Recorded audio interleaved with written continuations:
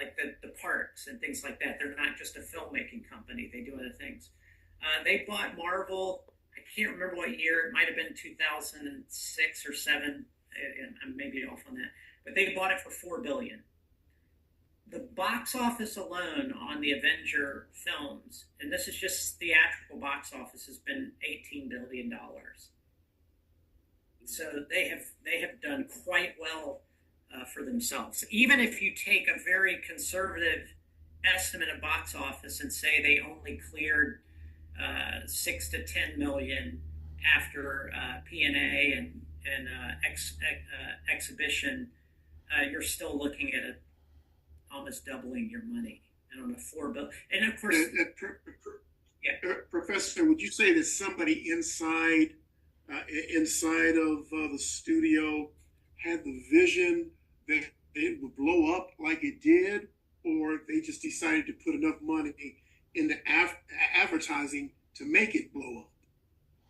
No, well, I mean, I don't think it. I mean, it's always risk, right? And this is very important.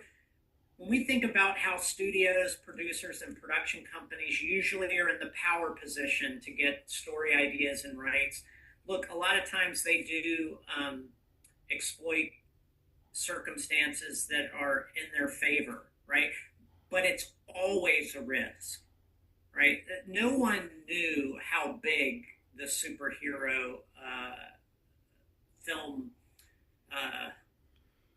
how would I call it, fad? Because I would say it's not as strong today as it was, maybe 8 years ago. It probably is on the coming down side. It doesn't mean they're not making money.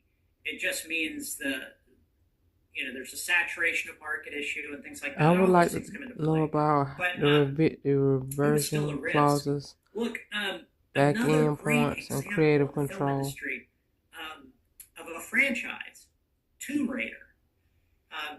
Tomb Raider is a very interesting property.